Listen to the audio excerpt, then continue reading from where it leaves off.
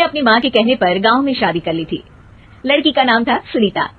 माँ का कहना था एकदम मॉडर्न बहू नहीं होनी चाहिए, लेकिन उन्हें नहीं पता था कि गांव से आने वाली बहू सुंदर सुशील तो होगी और उसको गांव से बाहर भी निकाल लाएंगे, लेकिन उसके अंदर का गांव कैसे बाहर निकलेगा। शादी के कुछ दिन बाद, माँ टिफिन तो देना जरा। बेटा अब तो स्कूल नहीं ऑफिस जाता है, माँ से नहीं अपनी बीवी से टिफिन मांगा कर। ओके माँ। सुनीता टिफिन ले आओ। 1 किलो टिफिन, इसके अंदर पिस्ता डाल दिया है। पिस्ता? पिस्ता क्यों? सास जी ने बोला था ना कि आपको पिस्ता बहुत पसंद है। ओहो, मैंने पिस्ता नहीं पास्ता बोला था, पास्ता। पास्ता? कहीं होता है पास्ता? अरे बेटी तू रहने दे, मैं बना दूंगी। अच्छा किया कि पाव भाजी बनाने का नहीं बोला, वरना किसी के पाव बना देती है। सुनीता को बुरा लगता है, लेकिन उसकी नादान हरकतें कम नहीं होती। ऐसे ही एक दिन, अरे तुमने ये क्या लगाया है?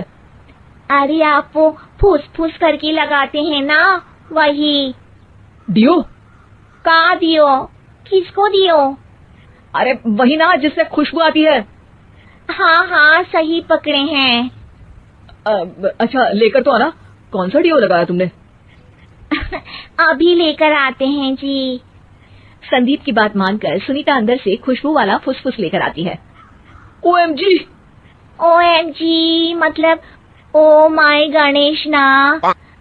अरे OMG छोड़ो, ये खुशबू वाला फुसफुस की बात कर रही थी तुम?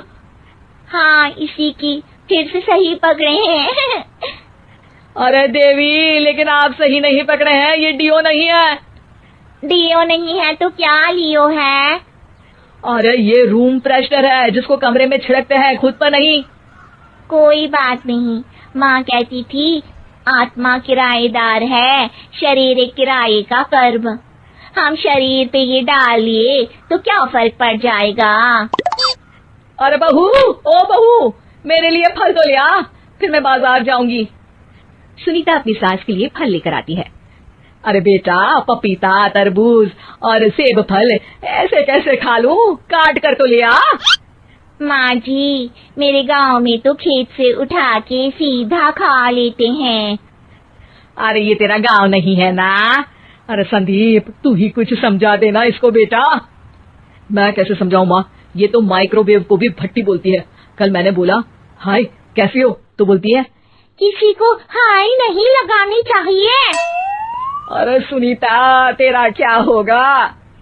अभी तो कैसे बताऊं माँ जी, अभी हम कुछ करेंगे फिर पता चलेगा क्या होगा, लड़का या लड़की। हे भगवान, कहाँ से आ गई है? रामपुर से जी, आप ही तो लेकर आए थे मुझे। अरे मुझे माफ कर दो। पहले कोई गलती तो करिए जी, आपकी तो सारी गलती माफ कर देंगे हम। हाँ अरे बहू, मेरी बात सुन, फल यानी कि फ्रूट जब भी लाए ना तो काट कर लाना, ठीक है? जी ठीक है माँ जी, फल यानी फ्रूट यानी काट के लाऊंगी। सुनीता रोज ही कोई ऐसी हरकत कर देती जिसकी वजह से उसे घर में 2 बातें सुननी पड़ती। एक दिन, माँ मेरे बॉस घर पर आने वाले हैं शाम को, उनका बर्थडे है, फैमिली साथ नहीं रहती उनके, तो यही पार्टी कर लेंगे। उनको अच्छा लगा तो शायद मेरा प्रमोशन भी हो जाएगा। मैं ना फ्रूट केक लाकर फ्रिज में रख दूंगी और तेरे साथ आज खाना मैं बनाऊंगी, ताकि जब साहब आए तो खाने में कोई गड़बड़ ना हो। शाम को जब सारी तैयारियां हो जाती है, संदीप के साथ बड़े साहब भी घर आते हैं। फ्रूट केक तो ले आना बहू, फिर खाना खाएंगे। और इस सब की क्या जरूरत थी, आपने बुलाया वही काफी है। सर आपका परिवार शहर में नहीं है तो हम ही आपके परिवार जैसे हैं सर। इतने में ही सुनीता फ्रूट केक लेकर आती है और बड़े साहब की टेबल पर रख देती है, और जैसे ही केक के ऊपर का बॉक्स हटाती है, ओह ये क्या है, केक तो कटा हुआ है, मैं तो ऐसा नहीं लाई थी। आप मुझे शाबाशी दे सकती है माँ जी, मैंने ही केक काट दिया। आपने कहा था ना फल यानी फ्रूट यानी हमेशा काट के लाना, तो फ्रूट केक भी तो फ्रूट ही है ना, तो मैंने पहले ही काट लिया, हूँ ना मैं समझदार। अरे बहू ये क्या किया, केक हमेशा वही काटता है जिसका जन्मदिन होता है। तुझे एक बात भी समझ नहीं आती, एक नंबर की बेवकूफ है। पूरा माहौल बिगड़ चुका था। संदीप को लगने लगा था कि साहब उसे प्रमोशन तो दूर की बात है, कहीं डिमोशन ना दे दे। लेकिन साहब बीच में ही बोल पड़ते हैं। अरे अरे कोई बात नहीं, ये इनकी बेवकूफी नहीं है, इनका भोलापन है। बेटा आप कहाँ से हो? रामपुर गांव से। अरे वाह, गांव से?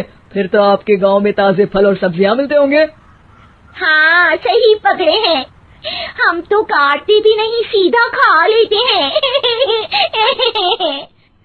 मैं ना एक बार तुम्हारे गांव घूमने जरूर चलूंगा।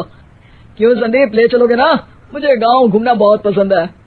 बस फिर क्या था, संदीप और सास दोनों खुश हो गए, क्योंकि साहब को सुनीता ने गांव की बात करके खुश कर दिया था।